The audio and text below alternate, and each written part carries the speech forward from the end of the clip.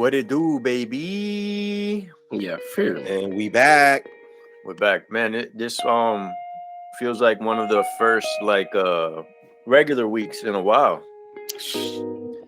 Yeah, nah, it's been crazy. We've been moving, man. I feel like everybody been kind of locked in with some stuff. Them There holidays. was a little tweet that was going viral that I sent in the chat that made so much sense. I was like, I feel it's been Saturday for like 5 days already. Like, I couldn't tell what day it was. I was waking up like, what I got to do today? Felt that. Definitely felt that. I know I spent the holidays being super, super productive. I feel like I just spent the You entire spent it time. in DC, right? Yeah, I was in DC and I was just, my fiance's mom, she had to ask me a couple of times. She was like, "Man, you spend a lot of time on that laptop, huh?" Like I was just That's good locked time. in, I would do the man. same, B. I would do the Yeah, same. That's smart. yeah. Yeah, that's Yeah. dope.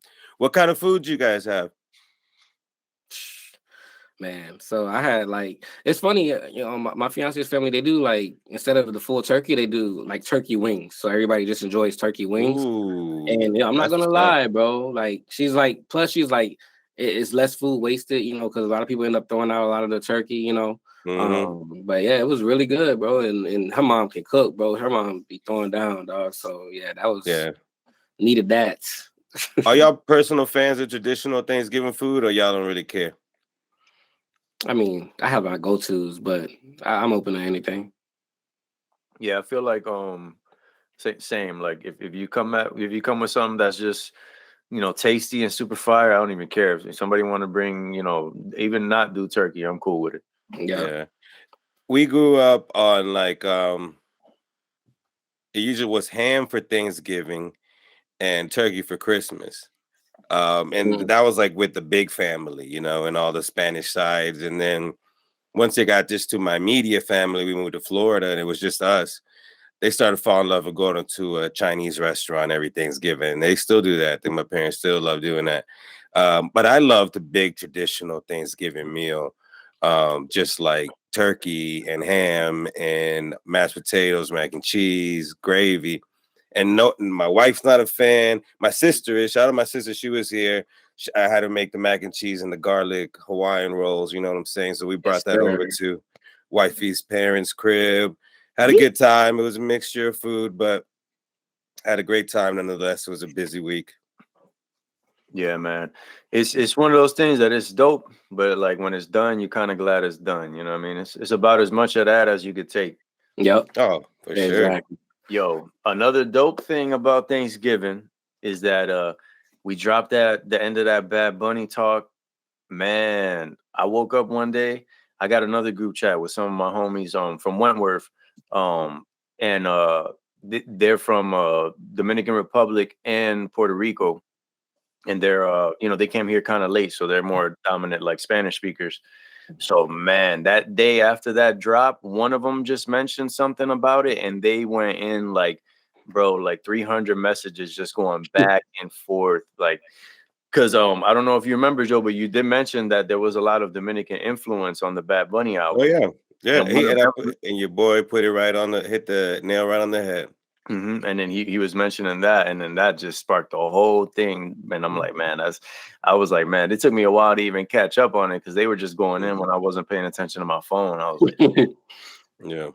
but yeah, that was definitely a dope talk. That's something that even I listened to back, and I even enjoyed it just hearing it, taking it in from a third person. Um, I feel like, and it's dope because like the people that have hit me up about it, they kind of either side of the fence they're on, they felt points from both of us. So that was kind of dope. Like where like we're coming pretty valid either way. You know what I mean? Mhm. Yeah, and I just to add to it, after listening back, one thing I should have said differently was that he was selling out arenas before even being signed in the label, before being even dropping an album. He was selling out arenas, but he wasn't selling out arenas for the music he's making today. So I think that's the middle line where he may be not as successful today doing that same kind of music to this day, and in having the label behind him to allow him to branch out and make all the different kind of music he wants with whatever budget he wants. I see I see that point, and I agree. Yeah, he does have that, and they're all in on him, and that's why Spotify Rap's coming around, and the Spotify listens are coming around, and he's what, the number one artist? Yeah, number one. Yeah, man, he is dominating. I'm curious to see what the next move is, because he's so musical that he's not one of those artists that you kind of think like, oh, does he got it in him? It's like, he has it in him, you just don't know which way he's gonna go with it. You know, he can go so many different vibes with it. It kind of reminds me of even like a Lady Gaga type, where like she's got so many different vibes, and then she just made a hard left and started doing like music with Tony Bennett. You know what I mean? Like, yeah, and then she started off doing music with Wale, and you think at this level in her career she do a track with Wale? Exactly. You know what I found? I mean, just to kind of touch on it, we don't really got to dive into it, but you mentioned the Spotify Wrapped, and I thought it was kind of dope to see like the top artists, period. You know, I think what Bad Bunny was on there, The Weeknd, Drake, Taylor Swift. Who was that last one I'm missing? Harry Styles, maybe? I can't remember, but you could be right. But I thought it was BTS. BTS. It was BTS. I thought it was dope that it was, you know, for me, I don't really listen to Bad Bunny. I don't really listen to Taylor Swift. I don't listen to BTS. You know what I'm saying? And The Weeknd, I rarely listen to. So I thought it was very interesting that it was like diverse. It's very diverse. So unless it was kind of questioning the Drake, but I don't think you can question Drake because Drake's Apple Music. So I don't think Spotify is going to try to make Drake feel good about anything.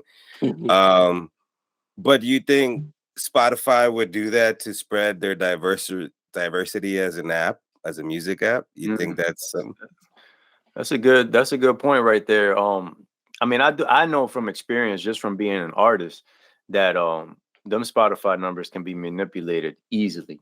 You know what I mean? Like I've even had it happen to me before. You know what I mean? Like it's one of those things that, like, if you're, how do I say it? There's people that you can get involved with in music that you have to be very careful, because if you want numbers, they can get you numbers. You know what I mean? It's just, you know, do you have a plan for those numbers? Like, do you have anything else to back? You know what I mean? Like a lot of times numbers are just that, especially in the streaming era. You know what I mean? Like there's literally, like, you'll go to like a suite somewhere and you open a door and there's just a setup of a whole bunch of phones just streaming songs all day. You know what I mean? It's like there's just so many different things that and that's kind of like what I was getting at with the label thing with the Bad Bunny situation. Is that these big legacy labels, what they're offering is these long-standing relationships that they have with venues, touring agencies, other label artists, radio stations. I mean, just to give you an idea, if you're on a record label, they usually have, like, not necessarily like in the literal sense, but they'll have like an internal list of how much they're charging artists on the label for features, for, you know, label features. You know what I mean? Because there's always like lower level artists that aren't like super connected, but if they're on the label, they have access to say, hey, if you were hitting us up from the outside in, you know, we might give you a number that's 400% higher than what it is if you're on the label. Yeah, that makes sense. It's just so many different ways to kind of skew things. Like even like a lot of times you'll see, and this is something that you hear from a lot of people staying on the Drake topic.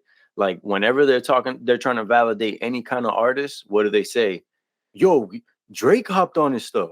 Like, yo, he got that feature with Drake. The Drake effect, exactly. Like that Drake effect is like the label stamping people like, yo, this guy's either up next, or at least they know they're gonna be hot enough to sell something so they can make some money. Because you know what's crazy? I don't want to go to wild tangent, just something that I've seen recently that I've never seen before. You know that I am Mackinnon, that going up on a Tuesday. He's in like a rundown apartment, like with nothing, absolutely nothing, no gear, no nothing, and he's listening to himself his track with Drake's verse premiere on the radio, right?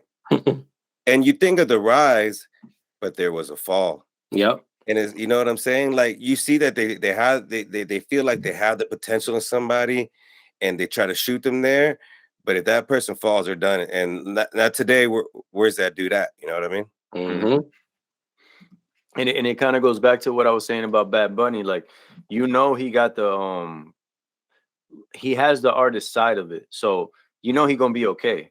Those other artists that are just getting that code, like, and that's kind of what I was saying also about because I feel like that's something that could get lost in what I was saying. But like I said in the episode, you could put me in Bad Bunny's situation, and I'm not gonna be 1/1000th as successful as he is. You know what I mean? Because he got it. Yeah.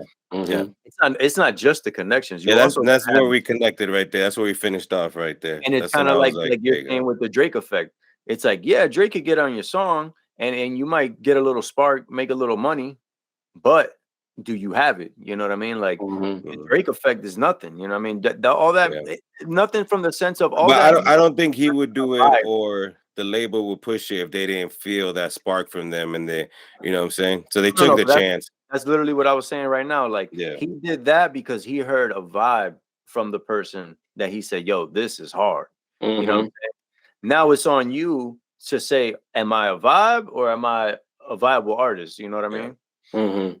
And that's something that's even something that you wouldn't even know until, like, some people think they are that viable artist and they ended up being just so that. I'm gonna tell you this. And this is a good thing that I've had a conversation with my friends currently who hated 21 Savage when he dropped. He can't rap. What's he doing? They saw something in him. They knew he could work with people. They knew he could do things. I won't get too into it because we're going to save it for a little later. But today, now it's like, damn. Like, now you see what they saw in him from the beginning and why he's still relevant. No, we could even keep talking about it because it leads perfectly into the KD 3 review we're gonna get into. But so yeah, Nas did a song with him, so that's perfect. What you're saying is exactly true. I'm gonna give you my perspective. Like, as an artist, when I first heard 21 Savage, he gave me the same vibe. Somebody like a Gunplay is like kind of like one of the best examples, even though he's not a successful artist per se. Gunplay had this sound about him that when I first heard him, I'm like, this guy, he might not take rap serious. He might not, put it all I love together. Gunplay, yeah. He has something there that you can't teach that. You know what I'm saying? So what about this? Because I love one thing I love with my niece. Shout out, because she loves the whole grounded theory. She loves everything grounded. She loves this dude right here. And she loves old school hip hop. And for her, old school is like our time, my time. What about a Silk the Shocker comparison? For me, that doesn't work because Silk the Shocker was not even listenable to me. I'm not even gonna lie. Like, that's the same thing that when Jeezy first came out, I couldn't listen to him because he was offbeat. He wasn't rhyming. At the end of the day, I'm an artist first, and I'm looking for that. And once you do that kind of stuff, you lose me. That's what I'm saying about Gunplay, 21 Savage. They might not have all the tools there, but they're on beat.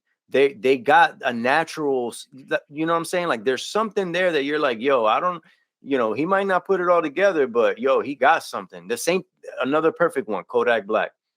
When you first heard him coming out, and I'm not gonna lie, I'm a medium fan. So, like, when he first came out, he wasn't putting together melodies and songs the way he is now, but he had a sound that everybody was like, yo, he just got it. You know what I mean? And he's cultivated that, and he's become a way better artist as time has gone on. Same thing with 21.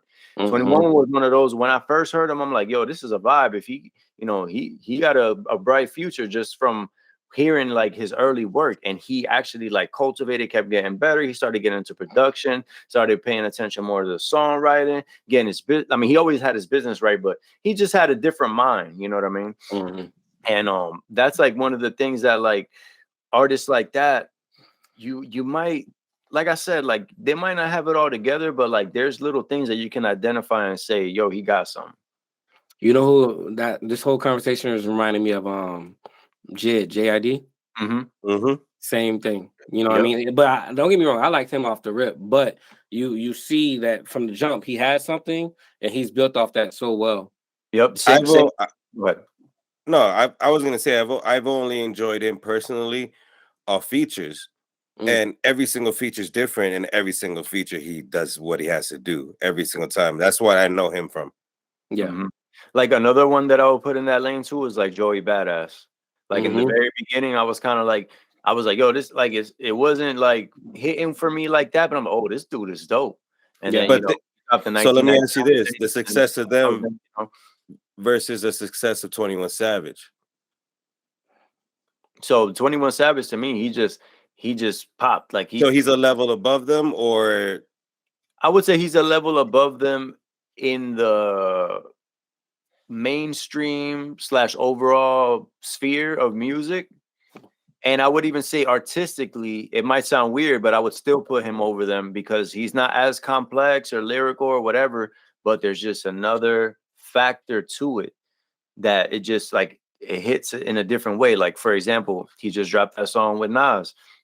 He was on a in a Clubhouse room recently, and he is 21 Savage, and he basically said, I'm paraphrasing, but it's very close to what he said. He basically said Nas is irrelevant. He's only making, like, basically he has his fan base because he's dope, and they're gonna always listen to him because he's always dropping dope stuff. But his point was basically like kind of like the Bad Bunny thing.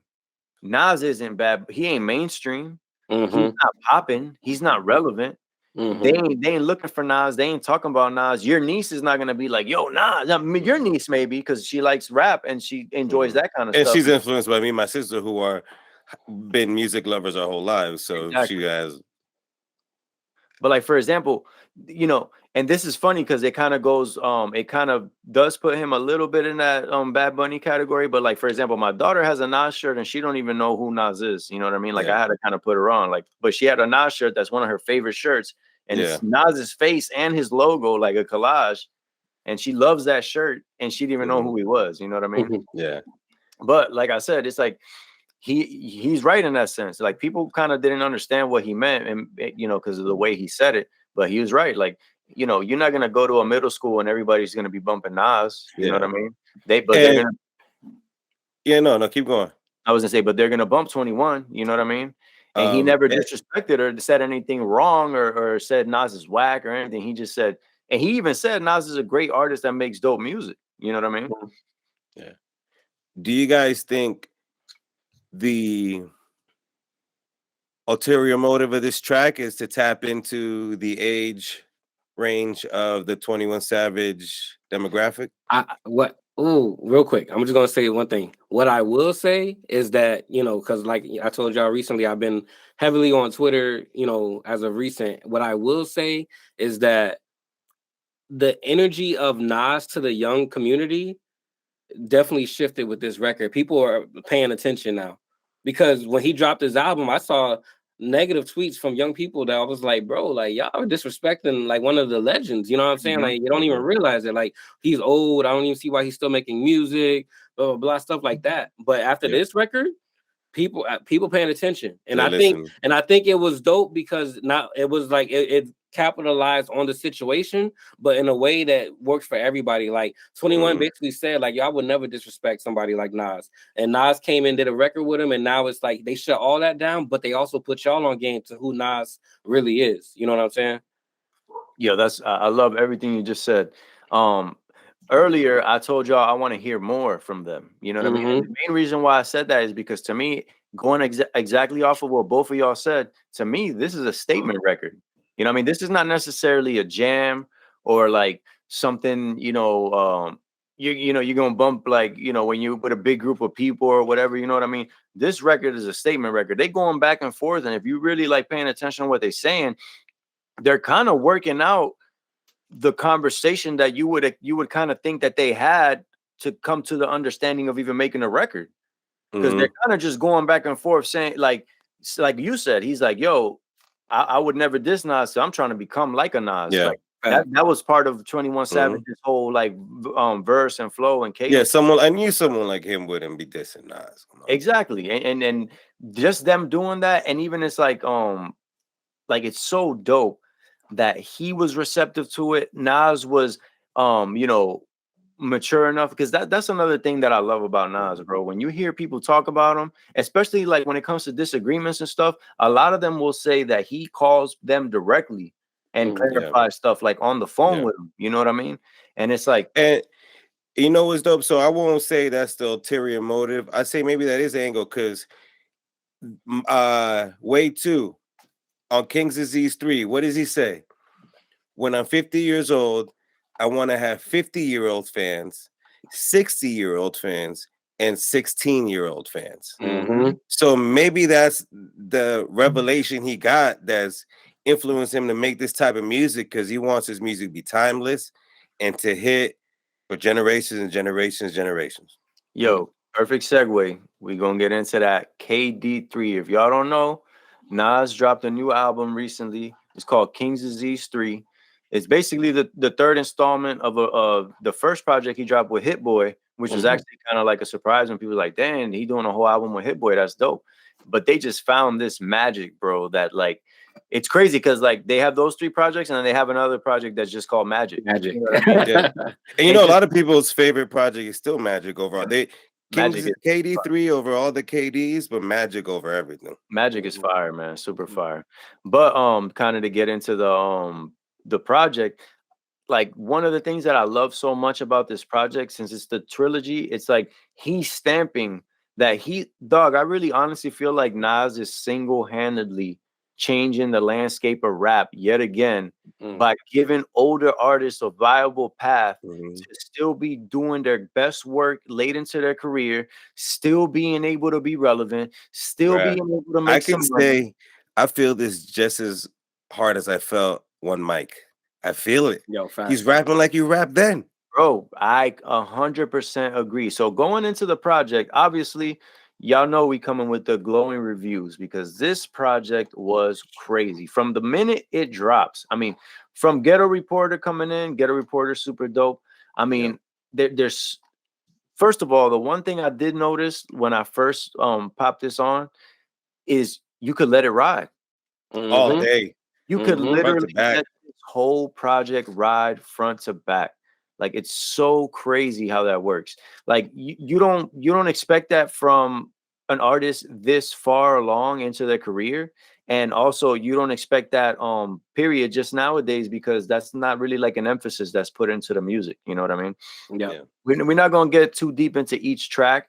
I just kind of want everybody to hit like what's one of their favorite tracks, maybe one or two, why they're your favorite tracks, and just kind of give your overall rating. You could rate it however you want. If you want to do it a grade out of 10, mics, stars, however you want to do it. And you can go ahead first, Quincy. Lead it off, my guy. So for me, man, I'm not gonna lie, bro. Like, and I'm not even saying this because I'm just hyping it up, but dog, this album gets a 10 for me, dog. Like I feel like I'm giving it a strong 10, and the reason why. Score, and what about out of all the KD3s? Oh, it's definitely the best KD. Yeah, it's the best KD, and the crazy part about it is that I love KD too. Like I love KD too. You know what I'm saying?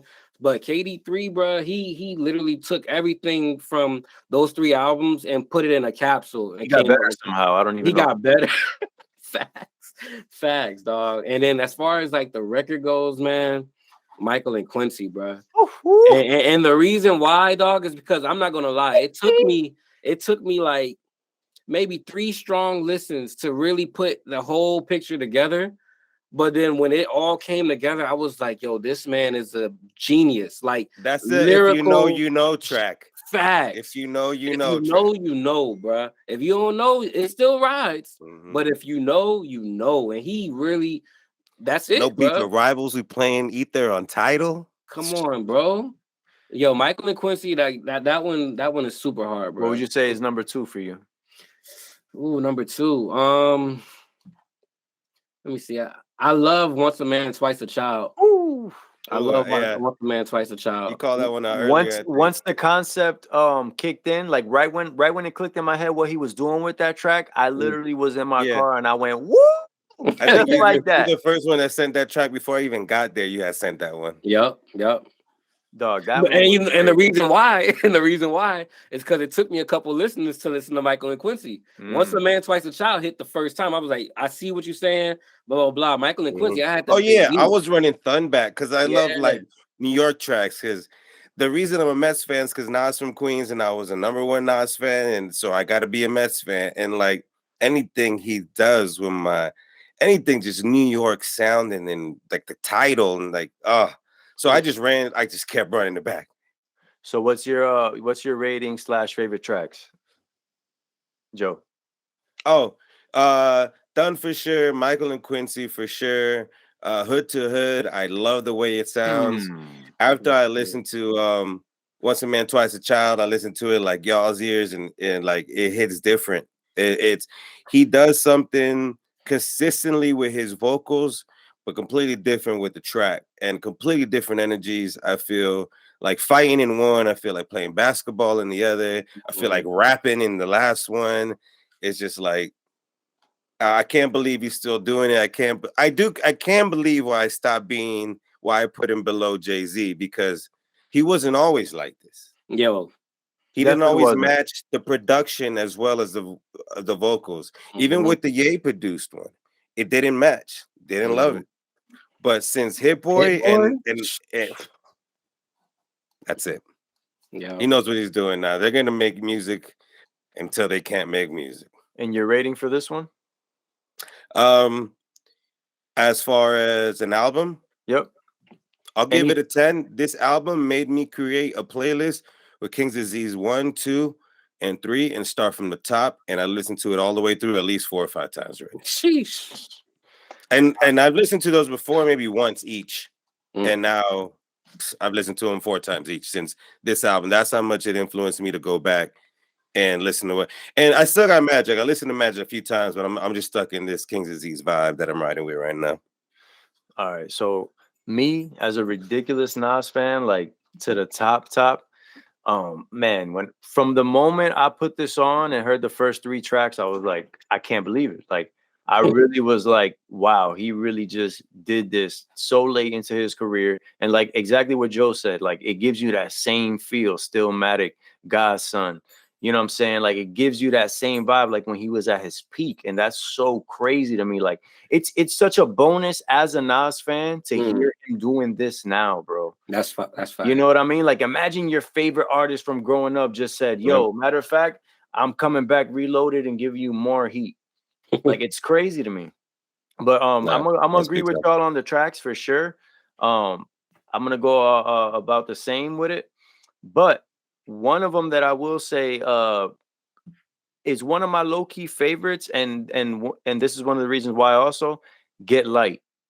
I love Get Light because I swear to you, I'm going through the project and I'm thinking in that WTF SMH Once a Man Twice a Child range. I'm like, dang man, like it wasn't dragging at all, but the vibes were very similar. You're waiting for it to switch up. And when that Get Light hit and I heard that he actually made a bop, like a track that you could turn up all the way with the windows down, like vibing, like that's like Fat Man Scoop Cooking Can vibe, bro. Bro, I was like, yo, that was the thing that put this album at a 10 for me. I was like, not only is he giving you all that heat, but he's giving you a bop too on the album. Like, hey, for those of you that don't get Nas, or maybe you're not a believer, here's one that you can't help but vibe to. And I just want to point out how it's a 17-track album, and usually you get to 11, 12, and you're like, all right, if it doesn't hit me now, and he hits you right like at 14 with this, and then it's just like, oh, okay, it's still going. Rejuvenates it. It's crazy, and that's the perfect description. I couldn't even think of it, and that was it right there.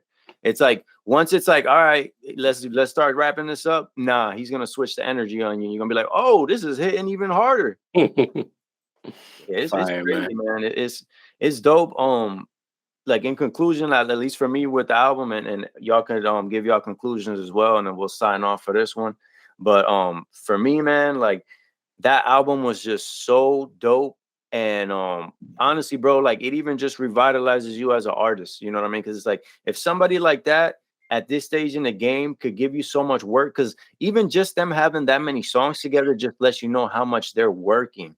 And at the artist at the stage that he's in, honestly, bro, he's like Sinatra, man. Sinatra was just in love with the music and just, you know, banging out fire songs until until he was dead. He was performing, you know what I'm saying? Like, and he just put himself, like, honestly, bro, like I had him as the GOAT, but he put himself in like the Michael Jackson territory, like for me, with this like run that he's been on. For me, man, I think it was so good for hip hop, you know what I'm saying? Just in its own sense, just because, and I think it's beautiful to see how it played out with Nas and 21. Because, you know, people try to make it a negative situation, and they just made it even better, and they brought even so much more attention to a great hip hop album that I hope that, you know, this kind of opens people's ears up to real hip hop again. And just to cut in real quick, when we get into that Modern Warfare on the next episode, we're going to tap in a little more to that Nas and 21 Savage situation and just how it unfolded and what it ended with, because I feel like there's just so many messages in that I hope don't go over people's heads. But continue. Yeah, that was basically it for me, man. I you know, I really enjoyed the KD trilogy, Magic, you know what I'm saying? And I'm looking forward. He has a KD trilogy performance in New York, and I'm really looking forward to seeing what those tickets look like, because I'm trying to slide if possible. Yeah, we trying to make that a grounded trip now. You feel me? Bruh, every morning when I go to the gym, I have 42 the OVO Sound Radio on Drake's XM station. And 4 times I've listened to him where like, be the 42 caller and be in New York on December 7th and go to the Drake. I was like, bruh, that would be fire. So man, Joe, take us home, man. Give us your final thoughts on the KD3 and just kind of what we've talked about and everything. And like I said, next episode, we're going to get into that Modern Warfare 2, a little more on that Nas and 21 talk, but take us home, my guy. I love it. I wanted to get into like Jay-Z comparison, Jay-Z doing the track with Future, and just how like the generations mix, and then how people like Michael Rappaport talk shit and influence people to talk shit about it. And I don't know, I just dope that they could easily just make a fire ass track together and drop it, and just they don't have to comment on nothing. They're just like, what are you talking about? Listen to this. So it's a generation, it's multiple generations of music getting together, and I love it. And I love that Nas is still relevant in it, and he can just blend in it anytime. Like, he's dropping way more than Hove now. I don't know. Facts. I don't know. I may have to reconsider my list one day. You know what I mean? It's what it's about. Is how much do you consistently drop shit I love? And then, you know what I'm saying? I never thought I'd see the day, but King's Disease started it. Now I got him in as much as I listen to Drake, as much as I want to go to Drake concerts, as much as I want to hear Drake collabs. Nas is right there next to him. Like, right there next to him, and all because of KD3, and I appreciate that kind of album that can change my perspective on one of my old favorite artists. Man, super dope. That's a perfect spot to leave it off. Make sure y'all stay grounded, stay tapped in. Year's wrapping up, so we definitely gonna get into the year that was. We're gonna talk about how it went for everybody. You know, just even me as an artist, I definitely want to get into that the next episode. You know, got a lot of the stats for the end of the year, and just kind of to reflect on how things have changed and how it's been for all of us, really. So yeah, man, can't wait to see y'all again, hear from y'all, and keep reaching out, keep interacting with us, keep letting us know what y'all think of these episodes, and stay grounded. Yes, sir. Yep, stay butter. No.